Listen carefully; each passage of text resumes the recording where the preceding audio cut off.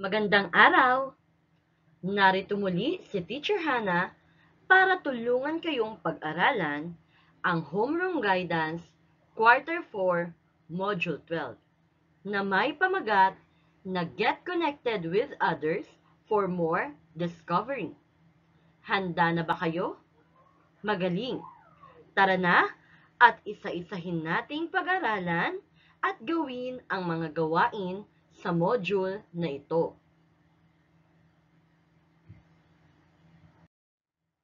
Pagkatapos ng module na ito, ikaw ay inaasahang una, natutukoy ang mga pangangailangan ng pamilya, paaralan, at komunidad. Pangalawa, nakikilala ang kakayahan ng isang tao na mag-ambag sa pagpapaunlad ng komunidad. At pangatlo, na ipapakita ang mga paraan sa paglutas ng mga simpleng suliranin sa pamilya at sa pamayanan. Ang module na ito ay gagawin ninyo sa loob ng una at ikalawang linggo ng ika-4 na markahan. Ang iminumungkahing oras na gagawin ang module na ito ay sa loob ng 120 minuto. At ang mga kagamitan na iyong kinakailangan ay blankong papel o kaya naman ay worksheet kung merong ibinigay sa inyo. Kinakailangan nyo rin ng lapis o kaya naman ay ballpen. Ang module na ito, mga bata, ay makakatulong sa inyo upang makita ninyo ang inyong kaugnayan sa ibang tao. Ang inyong pamilya, mga kaibigan, ang inyong paaralan at ang komunidad ay ang mga taong kumukonekta sa iyo at binabahagian mo ng inyong buhay. Kapag ito ay naunawaan mo na o naisip mo na, ang module na ito ay naglalayon na tulungan ka pang maunawaan ang inyong sarili at ang ibang tao. Para mas lalo kang maging masaya, kasama ang inyong pamilya, mga kamag-aral at kaibigan, kinakailangan na unawain mo muna ang sarili mo at ang iyong relasyon o pakikipag-ugnayan sa ibang tao. Bago natin tuluyang pag-aralan ang module na ito, magkaroon tayo ng maikling balik-aral sa nakaraang module.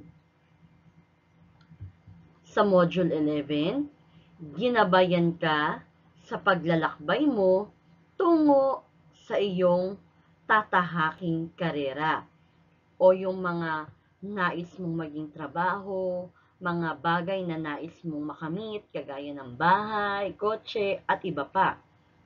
Natutunan mo din na sa murang edad pala, kinakailangan ay mayroon ka ng career goals na maaaring maging realidad o makatotohanan sa hinaharap.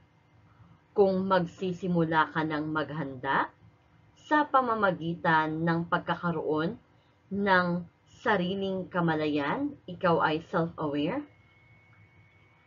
natutukoy mo rin dapat ang iyong mga gampanin sa buhay, mga gampanin mo sa paaralan, sa tahanan, at maging sa komunidad na iyong ginagalawan o tinitirhan. At kinakailangan din ay nakapagtakda ka na ng iyong mga layunin sa tatahakin mong karera or meron ka ng career goals para alam mo na kung ano yung mga nais mo or yung mga dapat mong gawin para matupad mo ang mga nais mo sa hinaharap. Ngayon naman, ay gawin na natin ang Let's Try This activity ng module na ito. Ito ay may pamagat na what I see o ano ang nakikita ko. Ano ba ang gagawin? Pag-aaralan nyo lang ang mga binigay na larawan dyan sa inyong module. Pagkatapos ay i-describe nyo lang or ilalarawan nyo lang kung ano ang inyong nakita o naisip tungkol sa larawan na inyong nakita. Isusulat ninyo ang inyong sagot sa worksheet ninyo o kaya naman sa isang papel na inyong inilaan para sa module na ito. So, ito ang unang larawan. Ayan. Nung nakita nyo ang larawan na yan, ano ang inyong nakita o ano ang inyong naisip? Yun lang ang inyong ilalagay sa papel. Okay, halimbawa. Ito muna, yung pangalawa pa. Ngayon, pag yan naman ang nakita ninyo, o ano naman ang naisip ninyo, o ano yung nakikita ninyo sa larawan, ilalagay nyo lang din dyan. So, halimbawa, ito na po. Dito sa unang larawan, tinutulungan ng mga bata ang kanilang nanay sa paglilinis ng bakuran. So, the children are helping their mothers in cleaning their backyard. O ikaw naman, ano naman ang nakikita mo sa unang larawan? Or ano yung unang naisip mo nung pinakita yan? Yun ang isusulat mo dyan sa inyong module. Dito naman sa pangalawa, ano naman ang nakita mo o naisip mo? Isulat mo nga. Ayan, magaling. Dahil may naisulat ka na, okay, dito na tayo sa pangatlong larawan. Ayan, ano ang nakikita ninyo sa larawan na iyan? O nandun sila sa tabing dagat, may mga pinupulot sila. Ano kaya sa tingin nyo yan? Ano ang kanilang ginagawa? Isulat nga ninyo. At ito naman ang pang-apat na larawan. Maaring yan ay dalawang bata at ang kanilang ama. Ngayon, ano kaya sa tingin ninyo ang kanilang ginagawa? Or ano ang naisip ninyo nung nakita ninyo ang larawan na iyan? Okay, halimbawa, dito tayo sa pangatlong larawan. Ang mga bata ay tulong-tulong na naglilinis ng tabing dagat. O kaya naman, pinupulot ng mga bata ang mga basurang nagkalat sa tabing dagat. O dito naman, sa huling larawan, ano kaya sa tingin ninyo ang inyong isinulat or naisip kanina nung ipinakita yan na larawang yan? Halimbawa, nakita ko po sa larawan na ito na ang tatay ay tinutulungan ang kanyang mga anak sa pag-aaral ng kanilang module. O kaya naman, ibinabahagi ng mga bata ang kanilang mga naranasan sa pag-aaral sa kanilang ama. O kayo, may naisulat na ba kayo? Magaling, mga bata. Ngayon naman, dito na tayo sa processing question. Ang unang tanong mga bata, ano daw ang pagkakapareho ng bawat larawan? May napansin ba kayong pagkakapareho nila? Isulat nyo nga ang kanilang pagkakapareho. Okay, maaring ang bawat larawan ay nagpapakita ng mabuting gawain. Ang bawat larawan ay nagpapakita ng pagtutulungan. Ang bawat larawan ay nagpapakita ng pagkakaisa. O kayo, ano ang nakita ninyo o napansin ninyo na pagkakapareho ng bawat larawan? Sa pangalawa, ginagawa nyo din daw ba mga bata ang mga nasa larawan?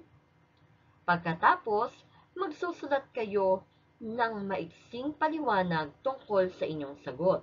Halimbawa, opo, ginagawa ko ang mga ito dahil ito ay mabubuting gawain at ito po ay para sa ikabubuti ng mga batang katulad ko, kaya ginagawa ko ito.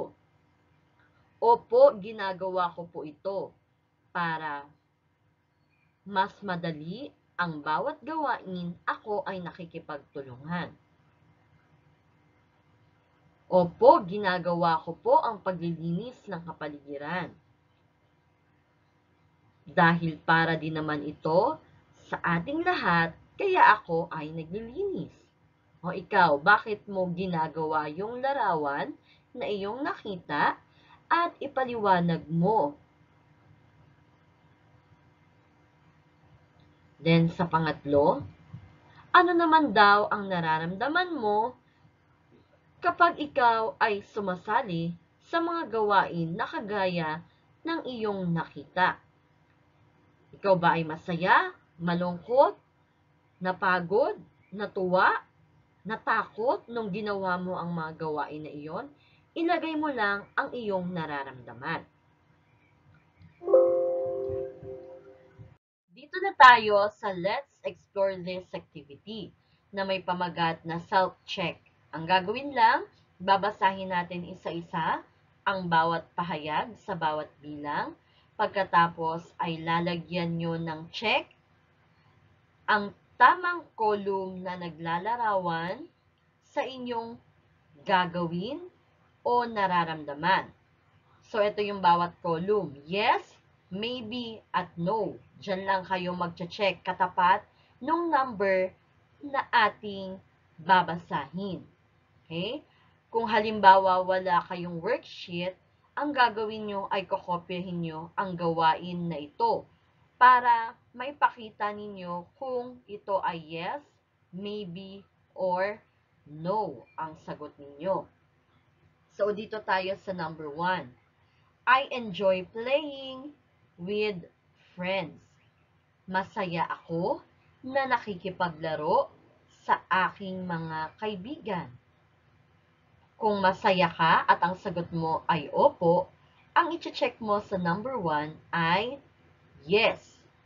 Kung hindi mo alam kung masaya ka o hindi, ang lalagyan mo ng check sa number 1 ay yung katapat ng maybe. At kung hindi ka naman masaya pag nakikipaglaro ka sa mga kaibigan mo, lalagyan mo ng check yung no.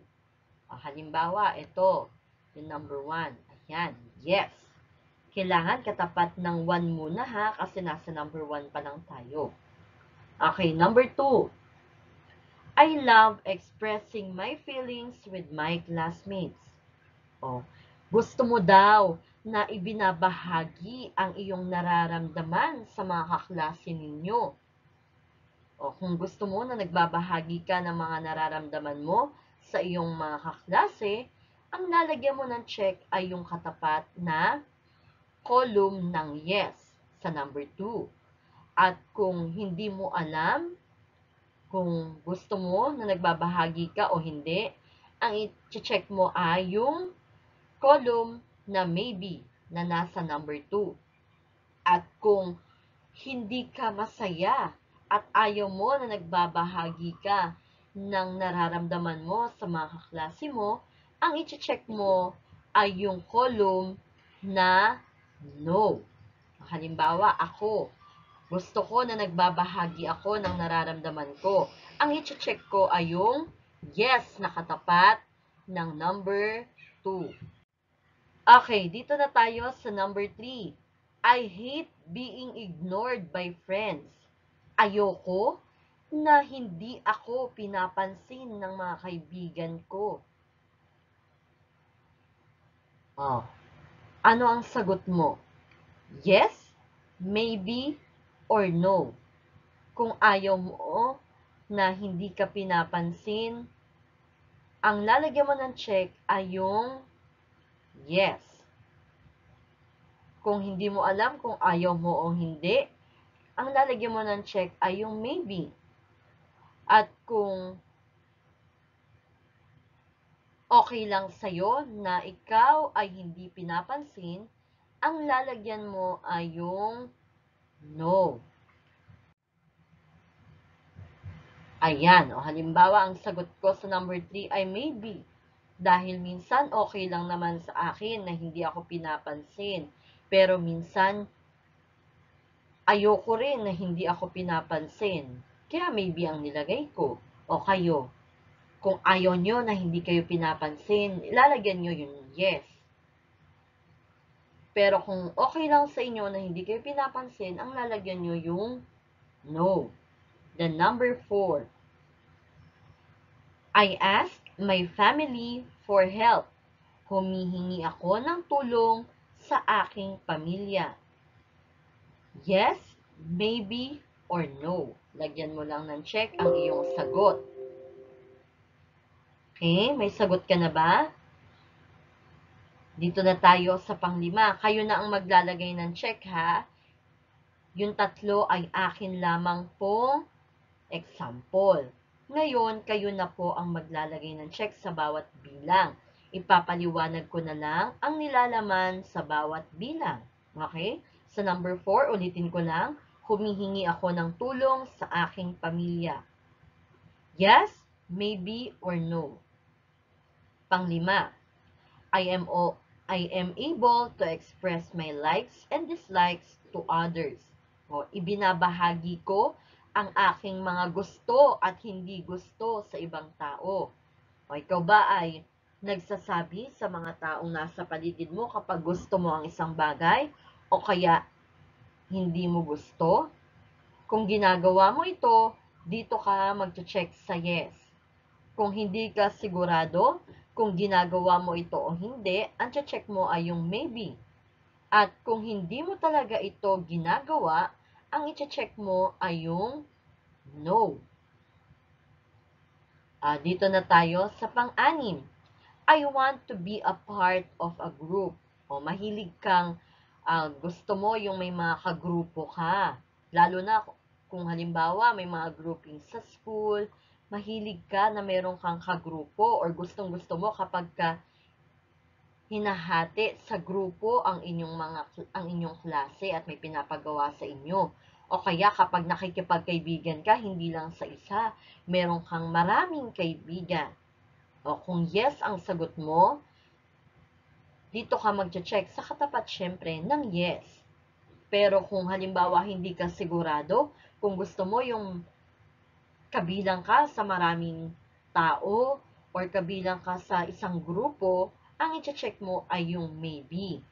At kung halimbawa naman ay ayaw mo talaga ng nakikipaggrupo or nakikipangkat, ang i-check mo ay yung no. Kasi gusto mo isa lang ang kasama mo or gusto mo ikaw lang talaga, kaya no ang i-check mo. Okay? Next na tayo. Dito na tayo sa pang-7. I am able to talk about how I feel with friends.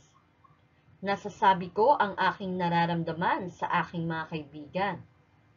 Kung nasasabi mo ang iyong nararamdaman, ang lalagyan nyo ng check sa number 7 ay yung yes.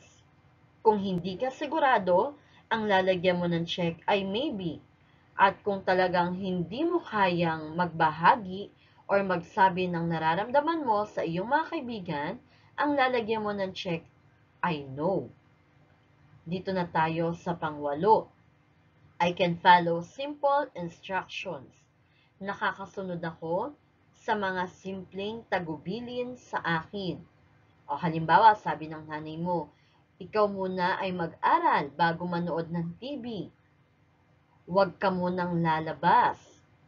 O kung halimbawa, yung mga simpleng tagubilin sa ng inyong mga magulang ay nasusunod ninyo, lalagyan nyo ng check yung yes. Pero kung hindi ka sigurado na kaya mong sundin ang mga simpleng instructions sa'yo, ang lalagyan mo ng check ay yung maybe. At kung talagang hindi ka marunong sumunod, lalagyan mo ng check yung no. Okay? Dito na tayo sa number 9. I am able to use words to describe my feelings. Kaya mo daw na gumamit ng tamang salita para sabihin ang iyong nararamdaman? Kung yes ang sagot mo, kaya mong sabihin or gumamit ng tamang salita tungkol sa iyong nararamdaman, lagyan mo ng check yung yes. Halimbawa, galit ka sa isang tao, pero ayaw mo siyang masaktan. Kaya gumagamit ka ng mga maayos na salita para masabi mo sa kanya ang iyong nararamdaman nang hindi ka nakakasakit, lagyan mo ng check yung yes. Pero kung hindi ka sigurado, ang lalagyan mo ng check ay yung maybe. At kung hindi ka marunong gumamit ng tamang salita para sabihin ang iyong nararamdaman or ilarawan kung ano ang iyong nararamdaman, lagyan mo ng check yung no. Then, dito na tayo sa number 10. I stop and think before I act. Humihinto muna ako at nag-iisip bago ako gumawa. Ayan, ibig sabihin, hindi ka basta-bastang kumikilos o gumagawa ng isang bagay. Ikaw muna ay nag-iisip bago gumawa. Kung ito ay ginagawa mo at hindi ka padalos-dalos sa iyong mga desisyon at gawain, lagyan mo ng check ang yes. Pero kung hindi ka sigurado, lagyan mo ng check ang maybe. At kung hindi ka talaga marunong munang huminto at mag-isip bago gumawa, lagyan mo ng check ang no. Ngayon, dito naman tayo sa number 11. I notice difference between myself and others. Natutukoy ko ang pagkakaiba sa akin at sa ibang tao. Kung alam mo kung ano ang pagkakaiba mo sa ibang tao, lagyan mo ng check ang yes. Kung hindi ka sigurado, ang checkan mo ay yung maybe.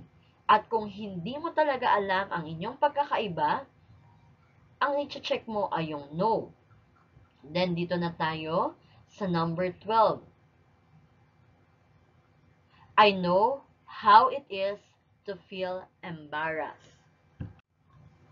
Alam ko ang pakiramdam ng mapahiya. O kung alam mo ang pakiramdam na ito, na ikaw ay napahiya, or alam mo ang nararamdaman ng tao kapag siya ay napapahiya, lagyan mo ng check yung yes. Kung hindi ka sigurado kung alam mo ang pakiramdam ng napapahiya, ang check mo ay yung maybe. At kung talagang hindi mo alam ang pakiramdam na ito, ang i-check mo ay yung no. Then, dito na tayo sa number 13. I am sensitive to how others feel. Ikaw ay sensitibo sa nararamdaman ng iba. Ibig sabihin niyan, may pakialam ka kung ano ang mararamdaman ng ibang tao. Kung ikaw ay may pakialam sa nararamdaman ng ibang tao, lagyan mo ng check yung yes. Kung hindi mo alam kung may pakialam ka sa nararamdaman nila, ang i-check mo ay yung maybe. At kung wala ka namang pakialam or okay lang sa iyo kung ano yung nararamdaman ng ibang tao, ang i-check mo ay yung no. Then number 14, I have an understanding of social challenges like poverty, pollution, global warming. Ikaw ay mayroong pangunawa sa mga hamon na pinagdaraanan ng ating lipunan tulad ng kahirapan, polusyon, at global warming. Kung ikaw ay aware or nauunawaan mo lahat ng mga pinagdaraanan ng ating lipunan at iniisip mo ang mga ito, lagyan mo ng check ang yes. Kung hindi mo naman alam kung ano yung global warming or hindi mo sigurado kung ano ito, lagyan mo ng check yung maybe kung hindi ka sigurado. At kung talagang hindi mo alam ang mga social challenges o yung mga hamon na pinagdaraanan ng ating lipunan, ang lalagyan mo ng check ay yung no. Kasi hindi mo naman alam ano ba yung poverty, ano yung pollution, ano yung global warming. Kung hindi mo to alam, lagyan mo ng check yung no. Then number 15, I participate in school and community activities. Ako ay nakikibahagi sa mga gawain sa paaralan at komunidad. O kung ikaw ay tumutulong sa mga gawain or nakikisali ka sa gawaing pampaaralan at gawaing pampamayanan, lagyan mo ng check ang yes. Pero kung hindi ka sigurado kung sasali ka or sumali ka na sa mga gawain na ito, ang lalagyan mo ng check ay maybe. At kung hindi ka talaga sumali, ang i-check mo ay yung no. Okay? Pag natapos nyo na yung 1 to 15, sagutin na natin ang processing question. Ang unang tanong, what did you feel while completing the activity? Ano daw ang nararamdaman mo habang tinatapos mo ang gawain na ito? Ilalagay mo lang ang iyong nararamdaman. Halimbawa, ako po ay masaya. Or I am happy while completing the activity. Kung ikaw ay masaya. Okay? Kung hindi naman ito ang iyong nararamdaman, ilagay mo kung ano ang nararamdaman mo habang kinukumpleto mo ang gawain na ito. Pangalawa, paano mo daw ilalarawan ang iyong kaugnayan or ang iyong relasyon sa ibang tao? Halimbawa, dahil sa gawain na ito, nakita ko na may maayos pala akong relasyon sa ibang tao dahil marunong akong magbahagi sa kanila ng aking nararamdaman.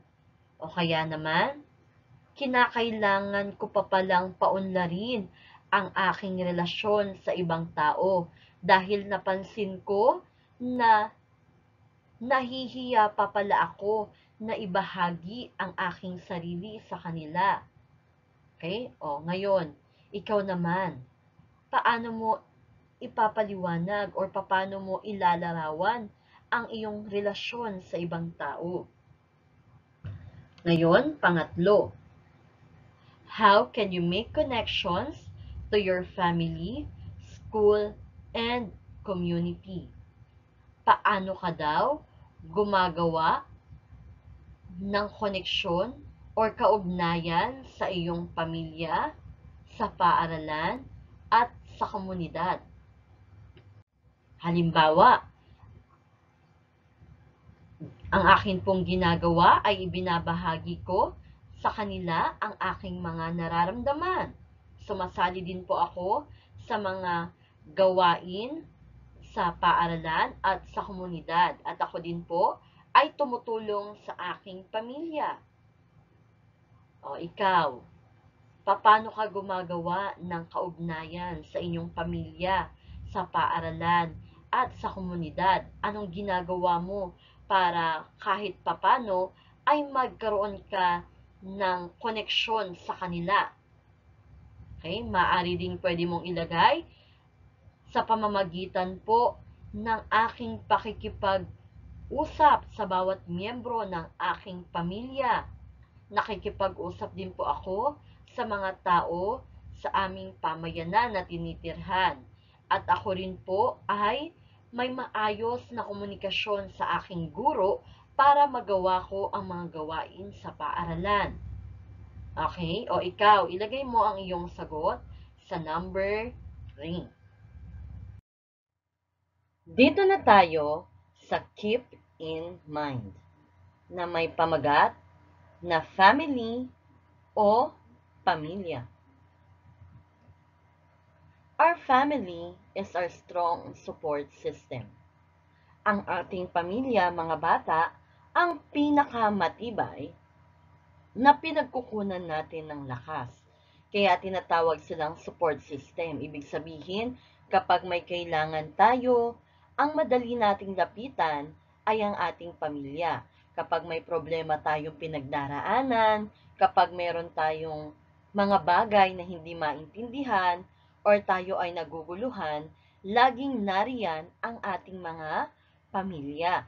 Kaya tinatawag na sila ang ating strong support system. Kasi sila ang madalas na gumagabay sa atin, sila yung madalas na tinatakbuhan natin at hinihingian natin ng tulong.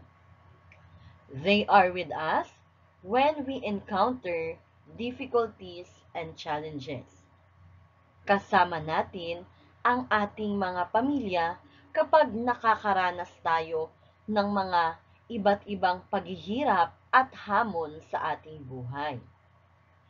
They are also our primary source of love and support.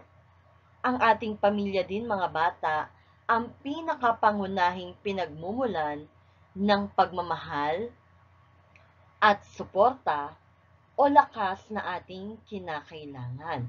So, laging nariyan ang ating mga pamilya.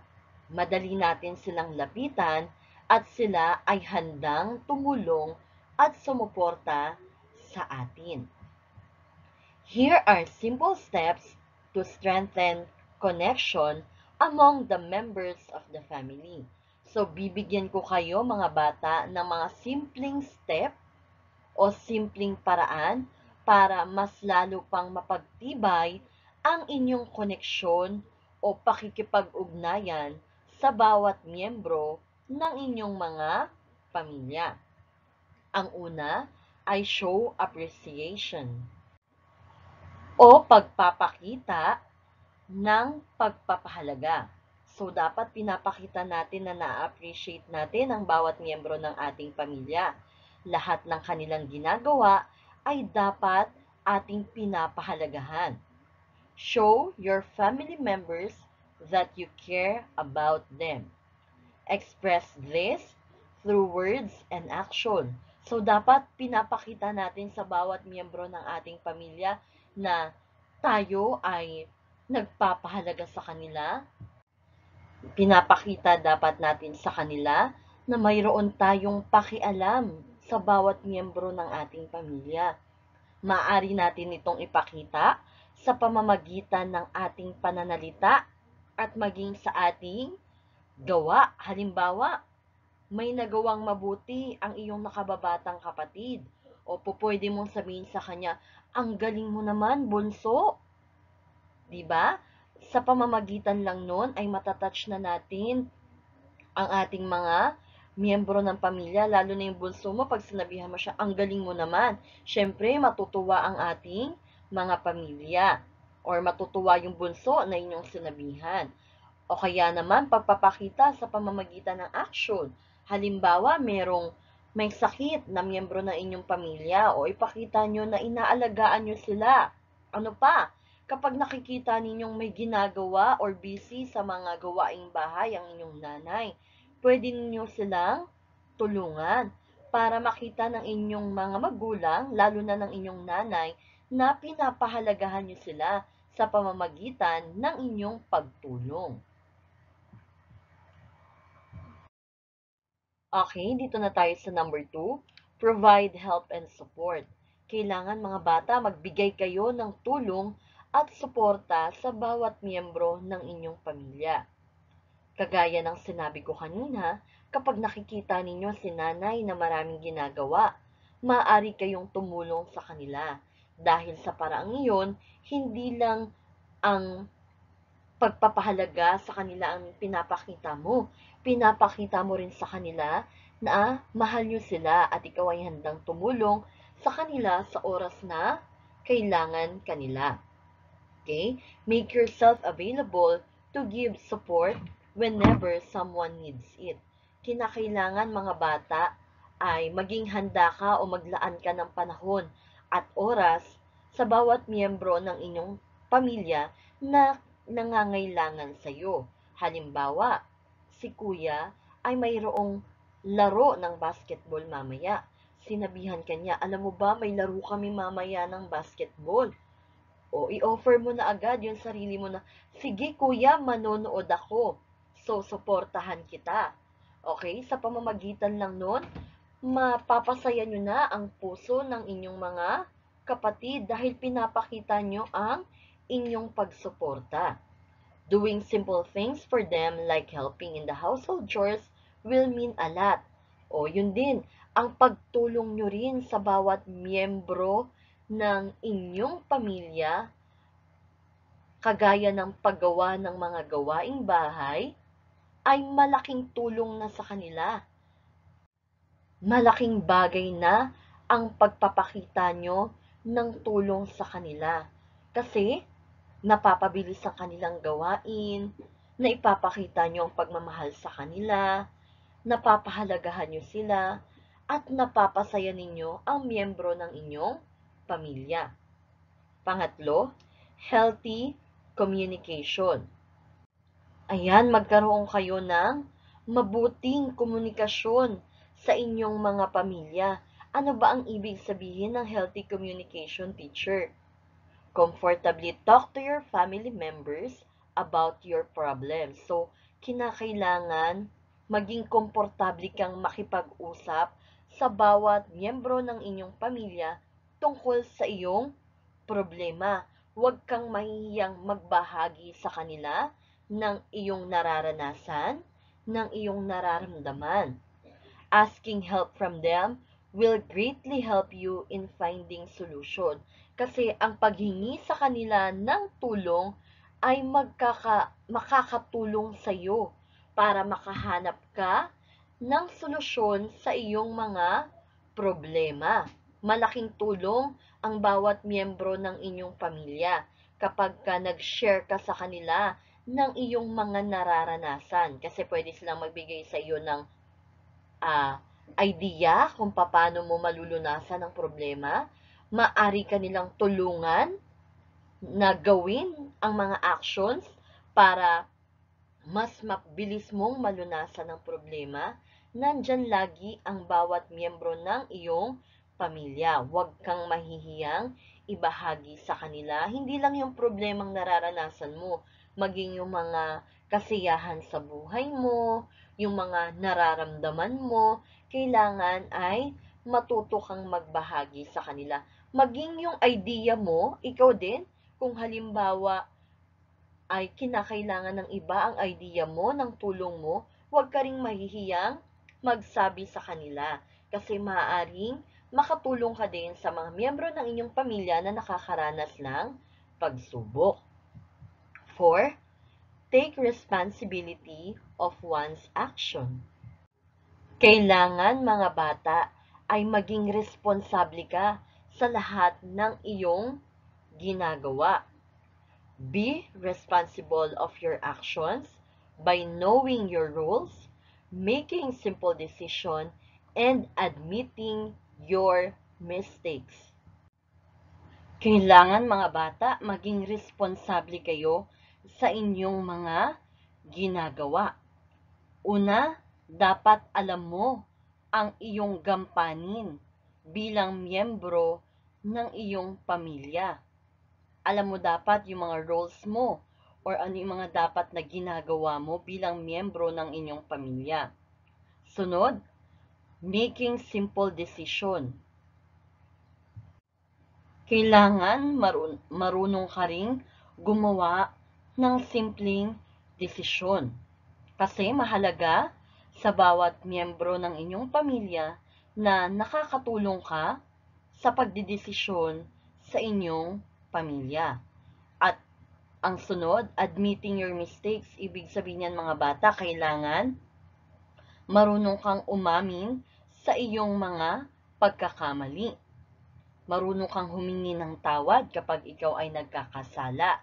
At kapag may mga nagawa kang mali, dapat sinasabi mo ito. Wag na wag kang magsisinungaling. Learn how your actions can affect you as well as others. Dapat matutunan mo kung paano makakaapekto sa iyo at sa ibang tao ang bawat ginagawa mo. So, bago ka gumawa ng isang bagay o isang aksyon, kailangan iniisip mo muna kung ano yung magiging epekto nito sa'yo at sa ibang tao, lalo na sa miyembro ng inyong pamilya.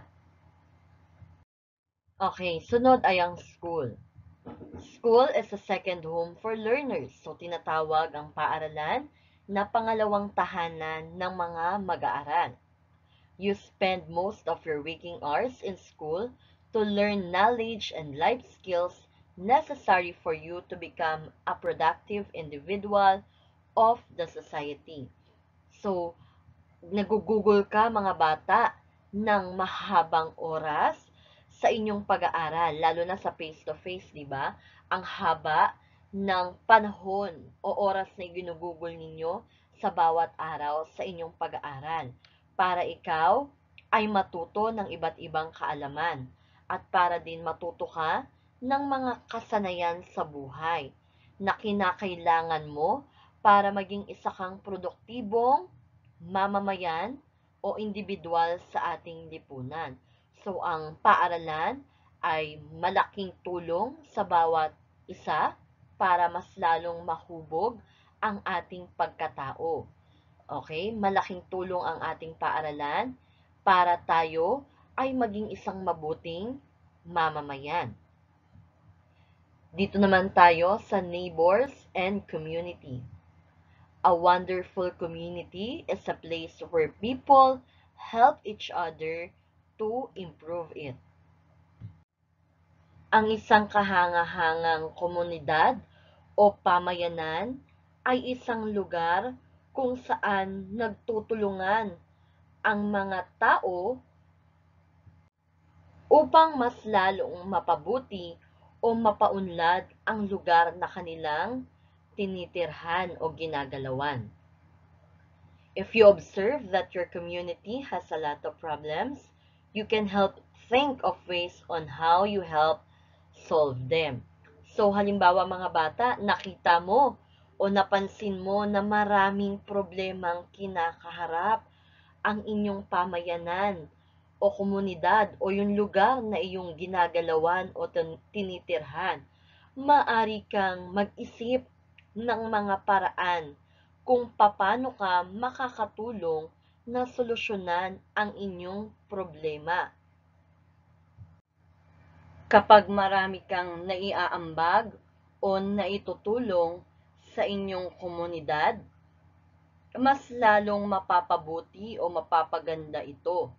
Kaya maganda na ikaw ay tumulong dahil ang iyong mga ideya o yung mga maitutulong mo sa kanila o sa pamayanan na inyong tinitirhan ay malaking tulong sa bawat naninirahan o taong naninirahan sa inyong komunidad. Kaya huwag kang mahihiyang tumulong.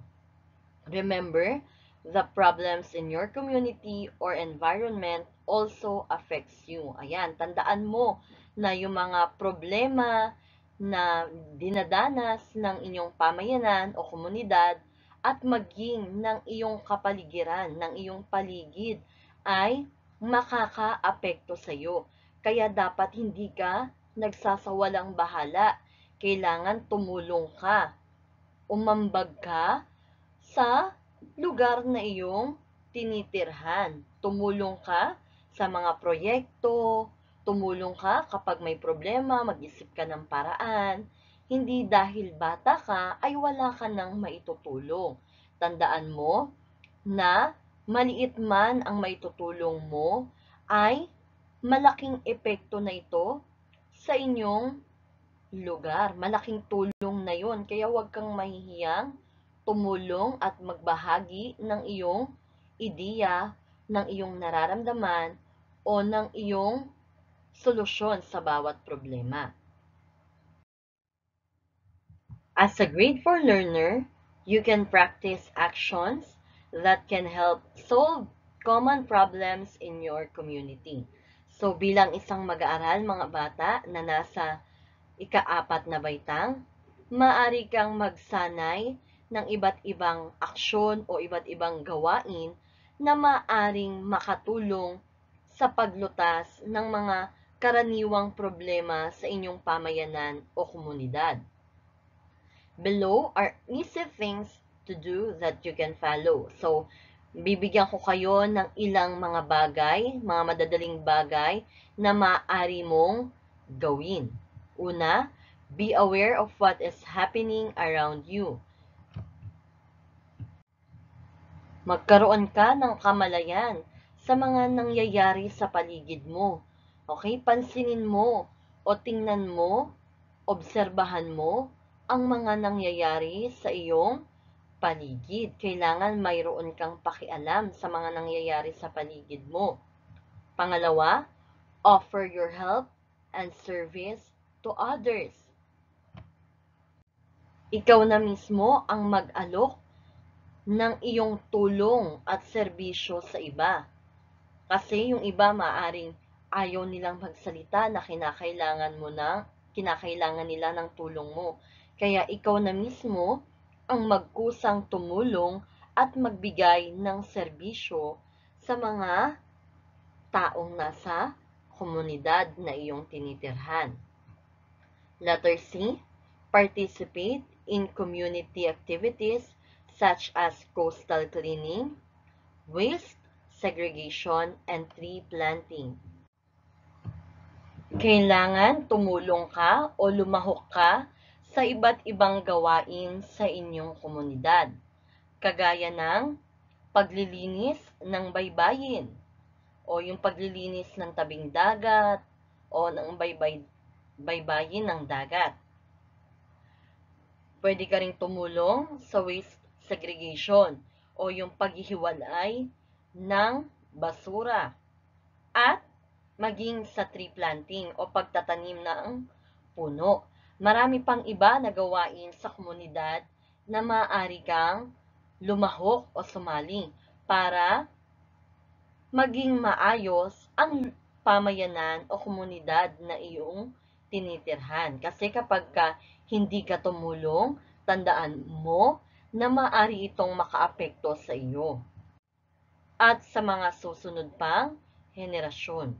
Kaya mas maganda na makilahok tayo sa mga iba't ibang gawain na makatutulong at makakapagpaunlad ng ating pamayanan. Dito na tayo sa You Can Do It, na may pamagat na I can sense it o nararamdaman ko ito. Before offering help, it is important to first know and understand the problem so you can easily think of possible solutions. So bago ka tumulong o bago ka magbigay ng tulong, kinakailangan na alam mo muna at nauunawaan mo kung ano yung problema para madali kang makapag-isip ng mga posibleng solusyon sa problemang kinakaharap. So, yun po ang gagawin natin ngayon. Una, on the left column, so sa kaliwang bahagi ng column na ipapakita ko mamaya, ay i-identify nyo muna or tutukuyin nyo muna ang iba't ibang issue at problema na nakikita ninyo sa inyong pamilya, sa paaralan, at sa komunidad o pamayanan na iyong tinitirhan. Then pangalawa, list down ways on how you can help to find a solution on the right column.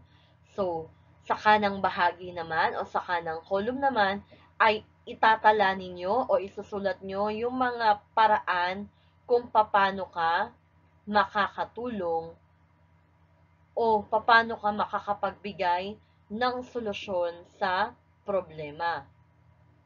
Okay, tingnan natin, isa-isahin natin. Ito yung sinasabi kong gagawin ninyo.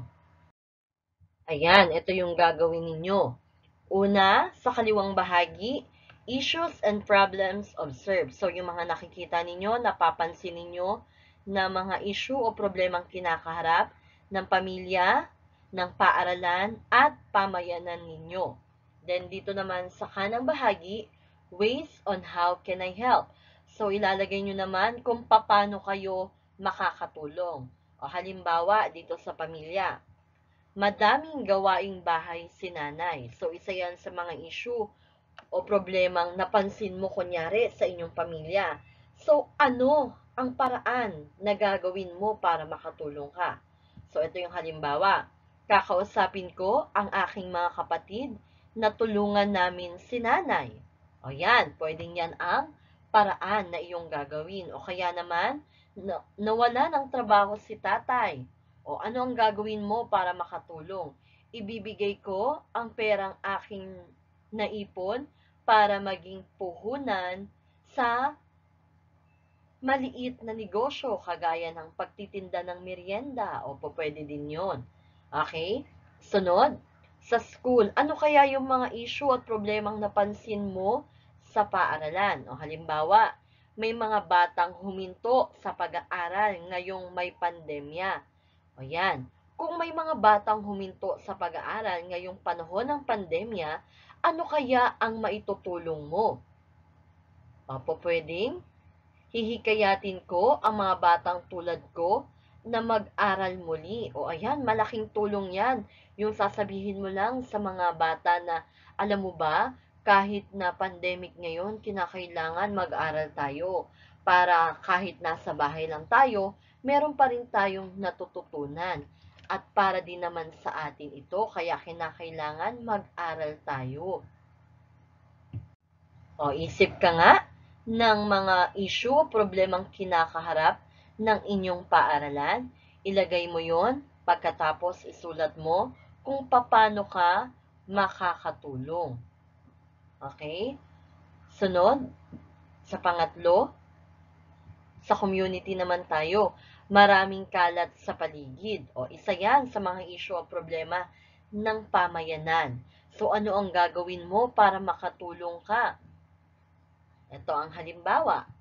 Magwawalis ako sa labas tuwing umaga. O ayan, yung pagwawalis mo pa lamang ay malaking tulong na sa inyong pamayanan. Okay? O halimbawa, ano pa, pwede ring maging solusyon mo, ihihiwalay ko ang basura namin sa bahay. Okay? Kung para makatulong din yon, yung mga kalat na yon, yung mga basura ninyo, pag pinaghiwa-hiwalay ninyo ng maayos, makakabawas na yon sa basura ng inyong paligid. At madali pang matutukoy kung alin yung nabubulok at hindi nabubulok, o isip kayo pa ng ibang problemang kinakaharap ng inyong pamayanan. Ilalagay nyo muna yun dito sa kaliwa at sa kanan naman ay yung magiging solusyon na iyong maitutulong. Okay?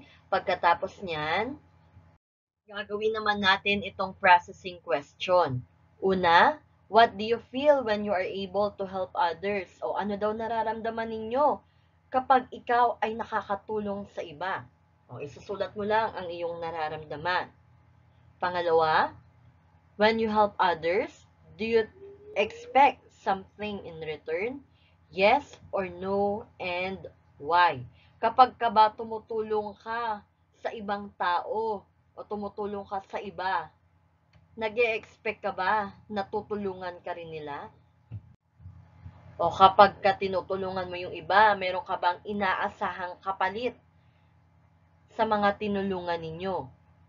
Yes or no? At ipapaliwanag mo. Kung yes ang sagot mo, ipapaliwanag mo, at kung no ang sagot mo, ipapaliwanag mo pa rin. Halimbawa, kapag tumutulong po ako sa iba, wala po akong inaasahang kapalit. Kasi po, masaya na ako ay nakatulong sa kanila. Kahit na po, wala silang ibabalik sa akin. Kapag tumutulong po ako sa iba, ay hindi na po ako umaasa ng kapalit dahil alam ko na ang Diyos ang magpapala sa akin at ang aking ginawa ay mabuting gawain. O kung yes naman ang sinagot mo, kapag tumutulong po ako sa iba, umaasa po ako na merong kapalit. Kasi po, tinulungan ko sila. Kaya alam ko na tutulungan din nila ako. O ikaw, Ano ang sagot mo sa number 2? Ilagay mo nga. Pagkatapos niyan, dito na tayo sa number 3. As a grade 4 learner, how can you make your community a better place to live at? O, bilang isang mag-aaral daw sa grade 4, paano nyo daw magagawa na ang komunidad o yung pamayanan na iyong tinitirhan ay isang maganda o mabuting lugar na tirhan? Ano ang gagawin mo? O, pwedeng ilagay mo or pwedeng ang sasabihin mo bilang isang grade 4 na mag-aaral, ang gagawin ko po para maging isang mabuting lugar na titirhan ang aming pamayanan ay tutulong po ako sa paglilinis araw-araw at hihikayatin ko po ang bawat taong naninirahan sa aming pamayanan na maglinis para po sa aming malusog na pangangatawan. Ano pa? Ano pa yung matutulong mo para maging maganda o mabuting lugar na tirhan ang pamayanan na iyong tinitirhan ngayon? O po pwede din na hihikayatin ko po ang bawat nakatira sa aming pamayanan na matutong maghiwalay ng kanilang mga basura sa kanilang mga bahay at huwag magtapon kung saan-saan. O, pwede din yon. O, ano pa? Pwede din na hihikayatin ko po ang mga taong naninirahan sa aming komunidad na matutong makipagtulungan sa bawat isa. Pwede din na kapag may nakita po ako na gumagawa ng masamang gawain, ay sasabihin ko po ito sa nakatatanda o kaya naman ay sa kinauukulan. Marami pang ibang paraan, mga bata, na maaari mong gawin para makatulong ka na maging mabuti o magandang lugar ang inyong pamayanan para tirhan. Yon ang ilalagay mo dito sa number 3. Iisip ka lamang po ng iyong gagawin para ang lugar na inyong tinitirhan ay maging isang mabuti o magandang lugar. So, dito na tayo sa what I have learned na may pamagat na I'm happy to help or masaya akong tumulong. Kung mapapansin ninyo na mayroong pahayag sa bawat bilang at may bilog naman sa kanang bahagi. So, ang gagawin nyo lamang po, babasahin nyo isa-isa ang bawat pahayag at ilalagay nyo sa loob ng bilog ang masayang mukha kung ang bawat gawain na sinasabi sa bawat pahayag ay maaari mong gawin para ikaw ay makatulong o magkaroon ng maayos na kaugnayan o koneksyon sa ibang tao, at sad face naman kung hindi ito nagpapakita ng mga gawain na makakatulong o makakapagbigay sa iyo ng maayos na kaugnayan o koneksyon sa ibang tao. So, halimbawa, sa number 1, show your family members that you care about them. So, ipakita nyo daw po sa bawat miyembro ng inyong pamilya na kayo ay nagpapahalaga sa kanila. Or pinapahalagahan nyo ang inyong pamilya, kailangan ipakita mo ito. Ito ba ay maaari mong gawin para maipakita mo ang pagtulong mo o para magkaroon ka ng maayos na koneksyon sa miyembro ng inyong pamilya? Kung ito ay oo, lalagyan mo ng happy face. Kung hindi, lalagyan mo ng sad face.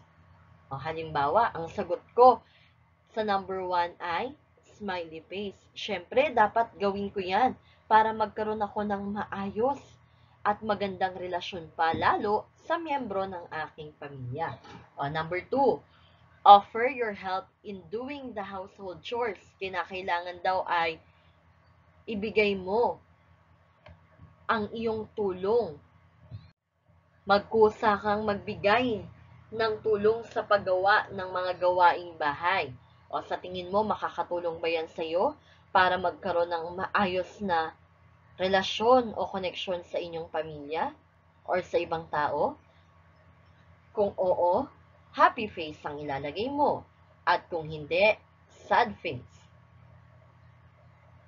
Kayo nang maglalagay ha, hindi ko nalalagyan. Dahil sarili ninyong isip yan. At sarili ninyong desisyon dapat ang ilalagay nyo. Sariling sagot dapat. Okay, pangatlo.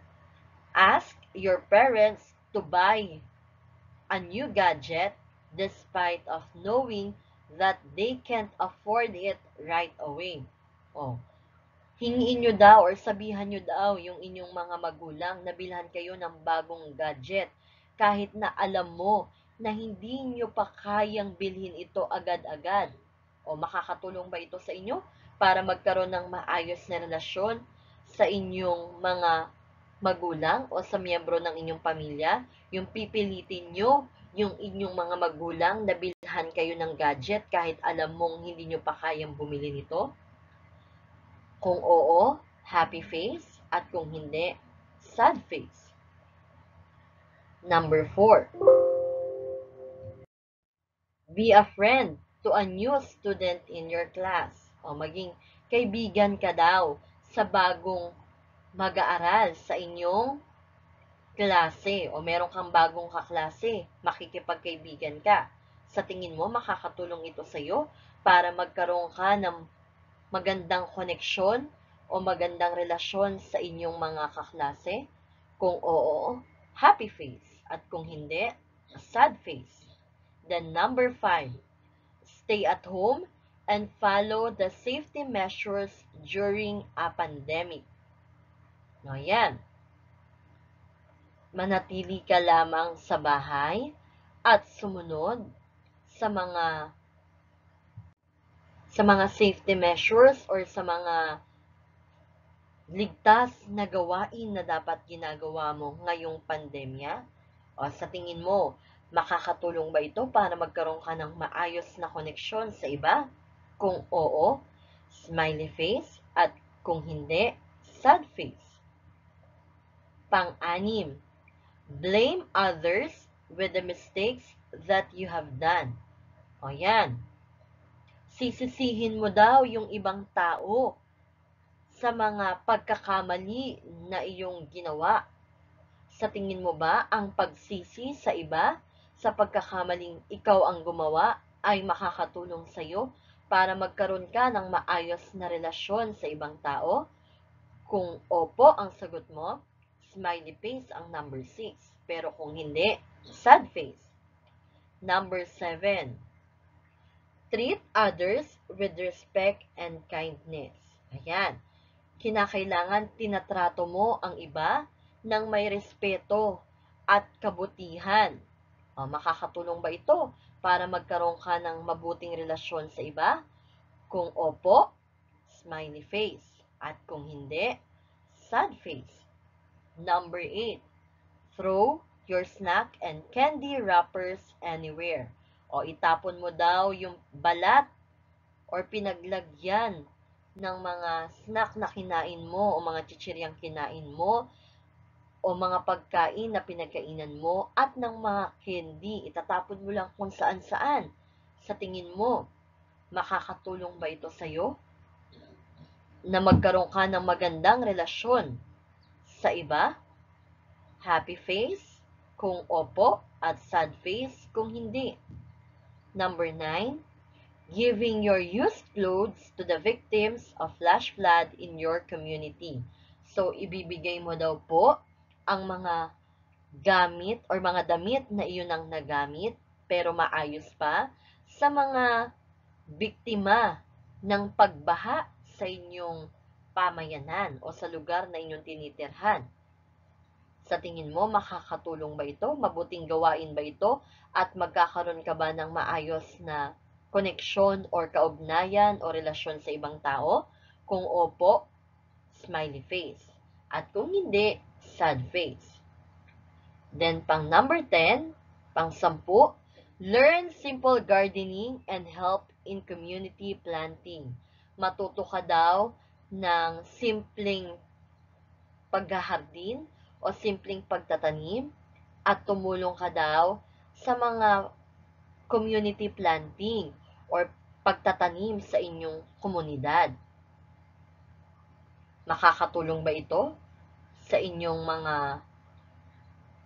sa mga taong nakapaligid sa iyo? Makakatulong ba ito para magkaroon ka ng maayos na relasyon sa mga taong nakapaligid sa iyo? Kung opo, happy face. At kung hindi, sad face. Dito na tayo sa share your thoughts and feelings na may pamagat na I'm a little helper. So, ang gagawin nyo lang mga bata ay kukumpletuhin nyo lamang po ang sentence na nasa ibaba. For example, number 1, at home, I will help my parents with blank. So, kukumpletuhin nyo lamang po ito. Paano ka daw makakatulong sa inyong mga magulang? For example, at home, I will help my parents with my siblings in doing the household chores.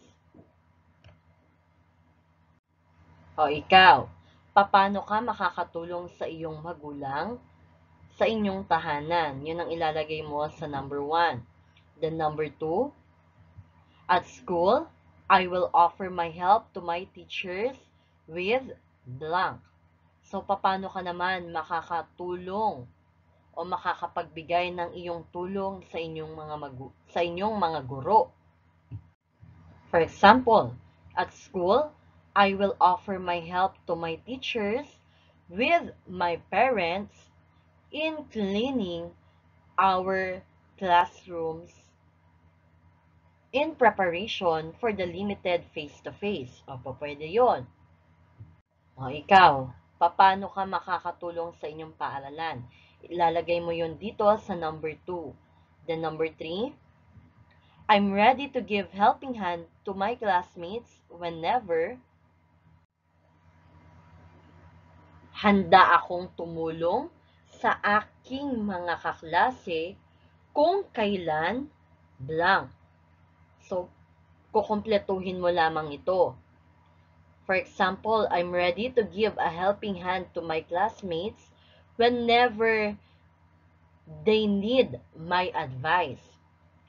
Or, I'm ready to give a helping hand to my classmates whenever they have a problem. Okay, then number 4, with friends and neighbors, I'd like to extend help to sa aking mga kaibigan at kapitbahay. Gusto kong magpaabot ng tulong sa blank. For example, with friends and neighbors, I'd like to extend help to the victims of the flood or the victims of landslide. Paano ka makakatulong? Pwede rin with friends and neighbors, I'd like to extend help to our community. Ilalagay mo lang yan dyan sa number 4. Kukumpletuhin mo lang. Then number 5, to be a responsible member of our community, I will blank. Bilang isang responsableng miyembro ng aming komunidad, ako ay blank. To be a responsible member of our community, I will clean our surroundings. Pwede yan. O kaya naman, to be a responsible member of our community, I will help in planting trees. Ano pa? Ilagay mo lamang dyan sa number 5 kung ano ang gagawin mo para maging isang responsableng miyembro ng inyong komunidad or ng pamayanan na inyong tinitirhan. Maraming salamat sa inyong pakikinig. Huwag niyong kalimutang i-subscribe ang channel na ito. Magkita-kita tayong muli sa ating susunod na aralin. Stay safe and God bless! Bye-bye!